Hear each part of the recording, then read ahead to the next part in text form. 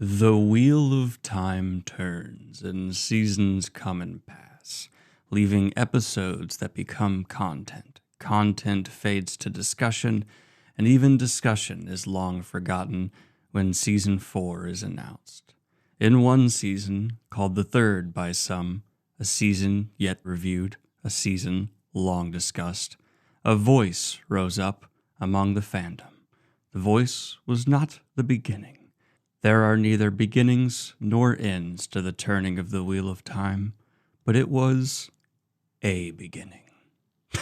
Y'all, this season was so much of what I was hoping to see from a Wheel of Time show. After season 1's debacle with the pandemic and losing an actor, and season 2 being so affected by recovering from that, I was beginning to think we would never see a live-action adaptation that would do Robert Jordan's masterpiece justice. While there are still problems with this season worth talking about, I think it's fair to say season 3 is as good a Wheel of Time adaptation as anyone could rightfully expect to see with everything that has happened leading up to it. And it's not just me thinking that. The individual episode ratings are consistently the highest we've seen on IMDb. Season 3 has over a 97% from critics and 82% from audiences on Rotten Tomatoes, and it is currently ranked the second highest season of fantasy TV on Rotten Tomatoes as well. And while I think that's maybe a bit too generous, as a Wheel of Time fan, I'm psyched to see it. And yes,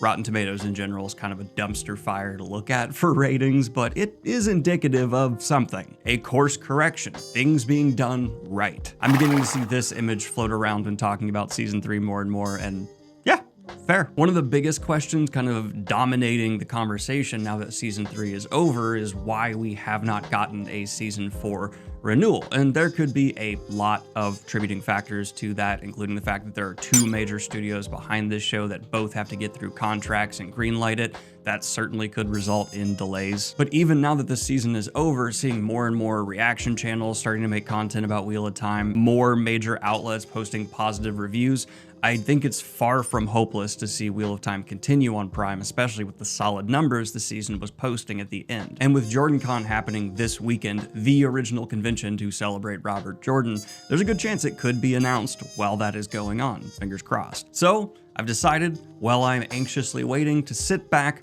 relax, and make some WOT content.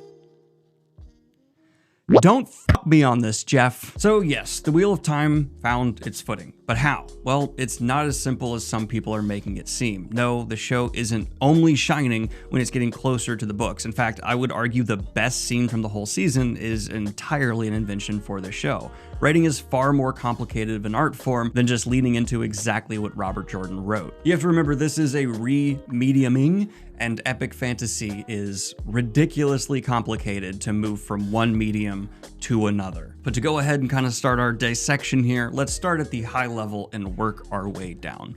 In the most broad stroke sense, this was the best structured season of Wheel of Time by far. The momentum from episode to episode had far more weight than was ever present in previous seasons. The season also just front-loaded a ton of setup within the first 2 episodes to get our players where they needed to be, but this allowed the show from episode 3 onwards to just have a much more relaxed, slow pace to it, which this kind of storytelling drastically benefits from. Case in point, if we hadn't have sprinted our way to the Aiel waste, the best episode this show has had to date wouldn't have had the space to exist. I just wish that this strategy had worked for every storyline equally. We follow 4 main storylines this season, and 3 of them were really solid overall. In order from strongest to weakest, in my opinion, we start with the Tower plotline, followed up by Rand and the Waste, really close behind, and Matt, Elayne, Nyneave, and Min right behind, going up against the best antagonists of the season, no doubt. Then, in an unfortunately notable but not huge drop, we have the Two Rivers story. And no, the immaculate Aiel performance is not enough to fully save it as much as I'd like it to be. Now, I don't want to be overly repetitive, so I'll keep what I have to say about the Perrin plotline quick. I don't even need more time. I just needed this story to refocus. The Elayne Maxim drama went basically nowhere and didn't seem to even set up too much for next season with how it was resolved. Don't get me wrong, these characters can and should be major players with what is happening in this conflict, but the focus of the drama should have been between them and the people of the Two Rivers, with Perrin coming in to act as a mediator, setting him up with a stronger connection to the people as their leader. This would have allowed for stronger examples of his Talviranness, which is like the three main boys' ability to kind of shift reality, being on clearer display, and justifying the emotional beats we needed to actually invest emotionally into all of these people. Instead, what we got was Perrin's speech from the book watered down to the point where he basically just says to the people, "Hey, don't go home, we're stronger together." And that's all it took, and no one thought of that before. In the books, this is way more set up and justified with manipulation from the shadow, and Perrin has to actually like go out amongst the people. And while we don't need something that elaborate, even just a couple of scenes, the amount of time that Elayne and Maxim got for their split and reunification could have accomplished this, which is a damn shame because for the small screen, the Battle of the Two Rivers was epic. And for me, the only piece of that puzzle that was really missing was feeling that stronger connection to the village as a whole, which this slight tweak really would have provided. Fortunately, there was still plenty to enjoy in the Two Rivers this season. The Tinkers came across stronger in this season than they have before. Marcus is still a solid Perrin, and the Aiel were comedic relief in exactly the right way. This is far from a bad storyline, I want to make that clear. One with some confusing choices, like killing Brother Book, but if I squint, all the major choices made within the Two Rivers, aside from the ones I just criticized, I can understand, especially if they're going to be doing what a lot of fans are theorizing and taking some of Perrin's conflict from this part of the series and instead moving it over to season 4 to set up his wolfy brotherness more. But now let's take a pretty big step up in quality and talk about, well, probably the best like overall relationship work of the season outside of one specific duo, and get into Tanchico and Titties. This entire storyline was both the creepiest and most fun of the entire season. I felt like I was enjoying kind of like an early 2000 horror flick with how the chemistry between the group was going on, and I mean that in like a really positive way. This was the kind of banter and energy among these young folk going out on adventure I wanted to see. With the stronger writing of this season overall, Donald Flynn has just totally won me over as Matt. I think the lady said she wanted to leave. Mate, have a day off. Sierra's Elayne is underrated in fan discussions for what I've seen so far, and while Nyneave is maybe the most distant from book accurate of the main Two Rivers cast of anyone in the show, they're committing to this version of the character, which is something I'm just asking them to do at this point. The things that can't be changed from like early on series decisions, just stick with them. Do them solidly and don't try and make like a character breaking left turn this deep into the adaptation. And despite some of my confusion around the emotional communication in the moment, I still was like glowing inside seeing Zoe Robbins portray Nyneave breaking her block. The amount of emotion she communicates in just these few seconds close in on her face, joy, hesitation, pride, the, oh, I can maybe kick some ass. Zoe Robbins is a gift to the show. Doubling down on what I'm saying here, this version of Nyneave is far less angry than her book counterpart, but I don't want them to just suddenly swing it on over there to be more book accurate. And instead, just continue down this anxiety-based block path with Zoe Robbins and let her make it her own at this point. It fits for 2025, and I think it'll work for mass audiences. I get why the decision's been made. And as it usually does when well written, the comedy of this storyline complemented the horror spectacularly. They're cracking jokes, working the environment, and bouncing off each other better than any other group this season. I love how Matt's luck was kind of subtly hinted at, with just one coincidence coming about that makes you go, huh, wow, that was lucky. And while Matt doesn't actually grow a ton this season, if you've read the books, you know this is a point for his character's arc where he's kind of on the diving board, and what's to come with an unwilling rise to greatness seems to be pitch perfect how Donald Finn is portraying the character. He's got confidence, the ability, but he's not out there trying to seize the spotlight. It really feels right. Now, going into this season, Elayne was a character that I still needed to see established more before she begins developing a ton. And we fortunately got a lot of that in episode 3 before her character was even more solidified as the season went on. And I maintain still, maybe my favorite episode this season in terms of dialogue was the third. The Trakan cast hit well, Ravin pulling his little strings was horrifying in hindsight, but most importantly, seeing this politically raised girl becoming a woman out among the people works really well for who Elayne is supposed to be. The biggest change in the source material is that this version of Elayne is a bit less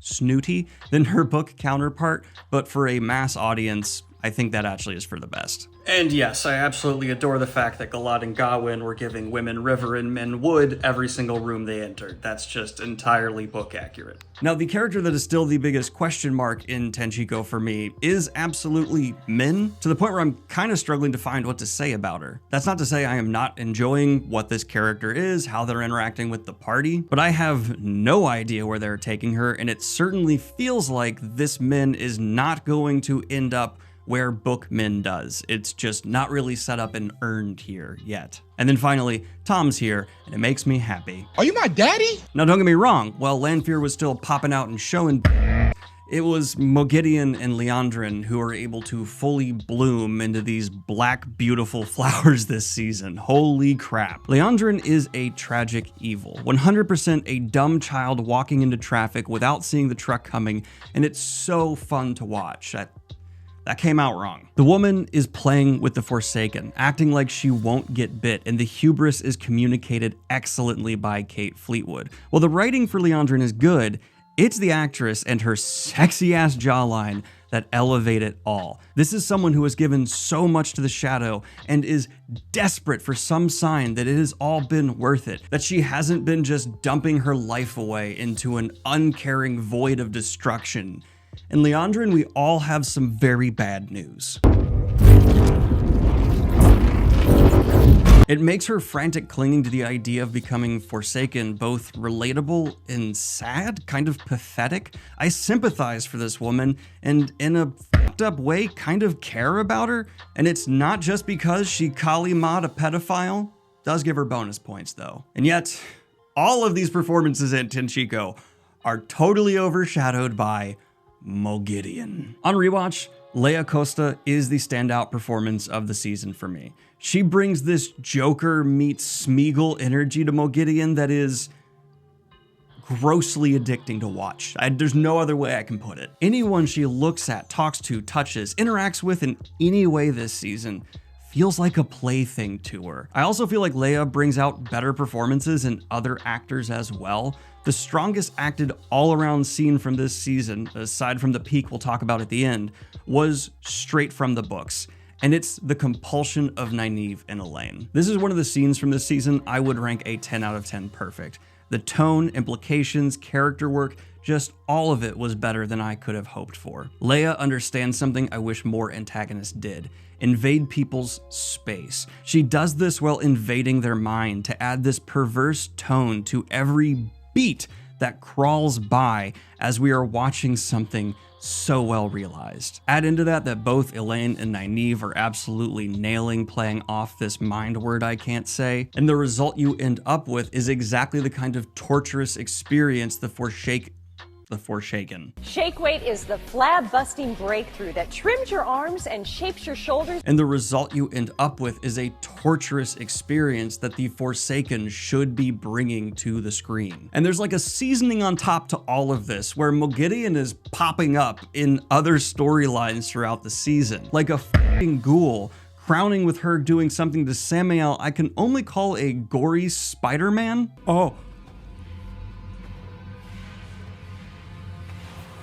Oh my god! So that on rewatch, it's no question, this was Moghedien's season as an antagonist. We love our gross spittin' queen. Now it's time for the penultimate storyline of the season, Rand and Moraine in the Waste. Unlike the Two Rivers, I think the narrative focus here was in general nailed. Rhuideon getting its own episode was such a gift to book fans and provided show-only people their first real deep breath of Robert Jordan's commitment to historic storytelling. It was remarkably ambitious and is the most impressive episode the show has created, bar none. Now don't get me wrong, it was clearly a lot and left some people confused. I understand. But I think the big takeaways were there for everybody. Most importantly, the Dark One isn't some guy or Forsaken equivalent. He is a sky butthole. I have the humor of a 4-year-old. The Dark One is something from outside reality that wants to consume. The best way I can put it is the Wheel of Time's Dark One is more Morgoth than Sauron. Sauron wanted to conquer. The Dark One wants to break. From here, we focus a lot on the relationship between Rand and Moiraine, especially in 2 crucial scenes that felt like going to therapy after frankly decades of dealing with these two as a Robert Jordan fan. It does jump a bit ahead in the series with how these two come to understand each other, but in this turning of the wheel, with Rand being a bit older and mature, it felt appropriate. Egwene and Rand finally end their toxic-ass relationship in a way that humbled Rand, and while it wasn't book accurate, it paralleled it enough to feel right. They kind of accomplished 2 things at once with this breakup. While in the books, Egwene just kind of goes to see Rand and ends things, here we see one of the many humblings of Rand coincide with him losing something valuable, and in this condensed version of telling the story, I think you could just call that efficient. And it does allow all of us the opportunity to say, Rand, stop putting your dick in magic Nazis. You cannot fix her. I think my biggest complaint with this overall storyline can kind of actually be tied in with my biggest complaint to the Tantico one as well, and that's that they ended too fast. The final episode for both of these plot lines kind of felt like it was sprinting to the end, where we kind of don't get the full impact of Rand taking over as the leader of the Aiel, and we kind of just see Mat and the party jump on a boat and aren't even sure how they dealt with the Black Aja sister that was knocked unconscious before them. And while the fight between Moiraine and Lanfear was bombastic, it was completely overshadowed by the best monologue of the whole series, and we'll get to that. That isn't to say the ending was bad at all, just that the overall focus of the narrative blurred a bit, and as an audience member, I was being asked to feel very different things depending on what I was looking at. It felt like instead of having one spotlight to hone in on, it was split 3 ways, which emotionally wasn't the most cathartic. Which takes us to talking about Egwene, and she essentially has 3 things going for her this season. Training with the Wise Ones while breaking the rules they laid down, getting by Lanfear, and dealing with Rand's emotional turmoil. Again, shout out to Josef Stradowski to bringing so much to key moments to Rand's performance, like obviously the child death scene. Just heart-wrenching to watch. Rand, you can't. She's dead. Death can't be healed. I can do anything! But I was specifically a little bit disappointed with how Egwene's trauma from the previous season was handled here in season 3, and I can't entirely place my thumb on why. Don't get me wrong, it was visceral in the script, and having Lanfear kind of exploit her trauma and worsening it to mess with her is vile in the right kind of Forsaken way, but having it kind of come to a head in the season to just realize what Rand's been doing, having sex with the Forsaken, and then not addressing it much after that, kind of made it feel like it was serving just that purpose. That being said, I feel like next season can do a lot more with this, and I'm not too concerned because again, this season had to do a lot, and this just felt like something that was potentially not paid quite enough attention to. But on the bright side, Egwene acted as a brilliant vessel to explore Elayne to nearly its full potential in the books. This is one of my, and I believe most Wheel of Time fans' favorite aspects of the world, and it was not really muted or turned down, and the wonder Egwene had going through it and seeing the potential and power was spot on. And they even put in the effort to differentiate between walking in Elayne and going into someone's personal dream, which I was afraid they might drop. And I think it was a very deliberate and important choice to have the final shots of this season be Egwene screaming to Rand to let it go, but more on that later. But this takes us to talking about the best storyline of the whole season, the tower politics, which revolves around two powerhouses both convinced they are working against the shadow. Well, neither of them is, and the whole situation is being manipulated by the Black Aja. Pretty much a perfect representation of the flaws of humanity Jordan wrote so heavily about. Even good, great people can have this blind spot. Is your enemy inherently evil? No. Well, yes, but not that kind of evil. I was actually gonna give the performance of the season to Shohreh Aghdashloo. From Go, the fan campaign to get her cast was cool, and while she's certainly gone a new direction with Elaida, I'm gonna say something possibly a bit controversial, and I don't care, it's my truth, you can't take it from me. This is a better Elaida than the book. It is. In both turnings of the wheel, this Elaida is stronger in my opinion. Book Elaida walks a line between incompetence and madness that kind of makes it crazy she ever became the Amerlin seat, and while I know the Black Aja's hand is at work there, it still makes her feel weak as a competitor with who she ends up going against. This Elaida isn't weak. She's blind, but she is not weak. Probably the best example of flaws being compelling all season. Elaida thinks she is battling the shadow when really she's shadow boxing in the corner until the Black Aja is ready to use her to take out the most competent soldier against the shadow the tower has. And while Swan's handling of Rand in season 2 now doesn't make a ton of sense, and is a flaw to be criticized for sure, within the story of season 3, it makes a wonderful exploit for Elaida to worm her way towards the throne. All of that while knowing Elaida has been standing right next to Ravine for God knows how long, makes the shadow of the shadow looming over the tower feel extremely heavy, despite how subtextual it can be. The shadow in the tower never really does much directly. They're just setting up players to end up falling while they attack each other.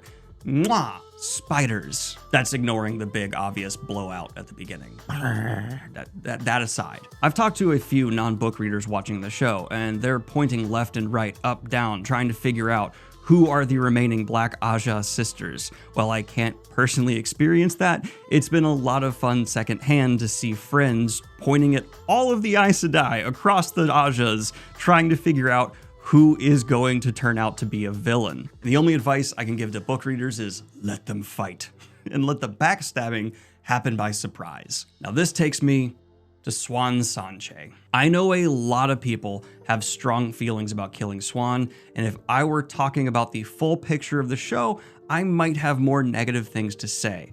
But taking this as a new spinning of the wheel with a deadlier Elaida, I once again can see the argument for lifting Siuan out, while certainly missing her potential for later in the series. But what makes it go down so much easier for me is this character, this icon of the series, having such a powerful send-off, to the point where, yeah, it absolutely stole the spotlight and kind of brought those three into one, at least for my emotional feelings towards the climax, with the writing and performance provided. This broken down, stilled, deposed woman in rags, standing before a decked out, gaudy ass sitting on the throne, spitting out this monologue, this beautiful, inspiring perspective on the light that brings out the doubts within Elaida, was incredible to see. Easily the peak of the season, to the point where I am enthralled beyond seeing the Kara Karn rise to the light. Holy shit. But a performance can only be as good as what it is bouncing off of. And seeing Shohreh Aghdashloo's magnificent wavering as Siuan speaks cut off so brutally shows us all that despite how true what Siuan is saying,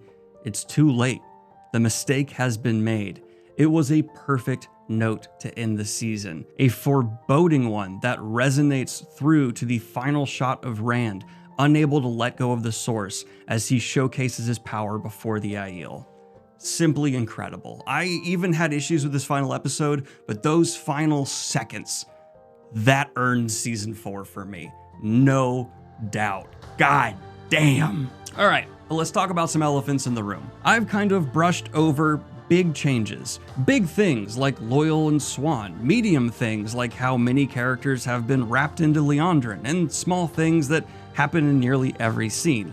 I'm going to say something potentially controversial. Y'all are way more fine with change than you pretend to be as long as it slaps. And I'm not even talking about Wheel of Time. Lord of the Rings, the good seasons of Game of Thrones, Harry Potter movies, The Expanse, and so many Stephen King adaptations, but basically every adaptation has significant changes. They have to when moving mediums to tell a comprehensive story. And on rewatch, this season did change almost as much as previous seasons, but it's mostly not being criticized as much, or people are claiming that they changed a lot less this season, which just isn't true, especially if you factor in the show showing things that were only implied in the books.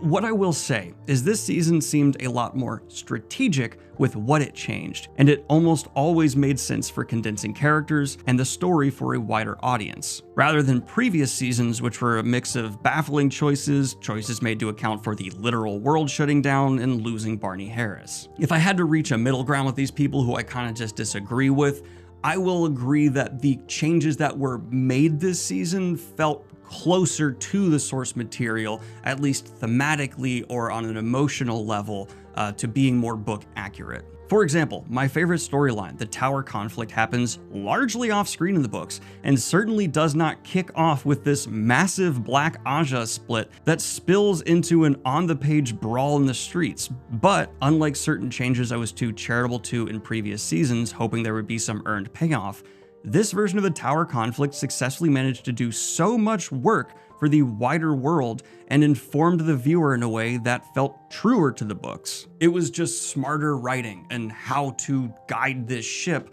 through an ocean of a story. I don't know, it's just this bias I've noticed among fans where they seem to minimize changes if they agree with them and exaggerate changes from the books if they disagree with them. Anyway, just my 2 cents. But overall, absolutely, my biggest criticism of the season, no doubt, stop being so fucking dark. I don't mean tonally, I mean literally. I had to brighten the episodes when I put them on my channel so that they would be visible. It was unreal how dark certain scenes are, but then other ones that I thought would be unbearably dark, like the Battle of the Two Rivers at night, were actually pretty well lit. It was inconsistent, bothersome, and what the f***. And yeah, the visual look of the show is a little too crisp and clean, but that's been consistent, and it'd be weird to change it at this point. So I've been struggling for a number for this season. What would I rate it out of 10? At season 3's worst, it stumbled in some big ways, but at its best, it realized the potential of epic fantasy on the small screen in a way I'd argue had never been done successfully before. Yes, I argue Game of Thrones fantasy elements were so neutered from the books that while it's still epic fantasy, you can't in good faith claim it has anything like this. So I've decided, like the show has itself, I'm going to correct course a bit. In my previous season reviews, I have justifiably focused on the negatives of the season and tried to remain as objective as possible.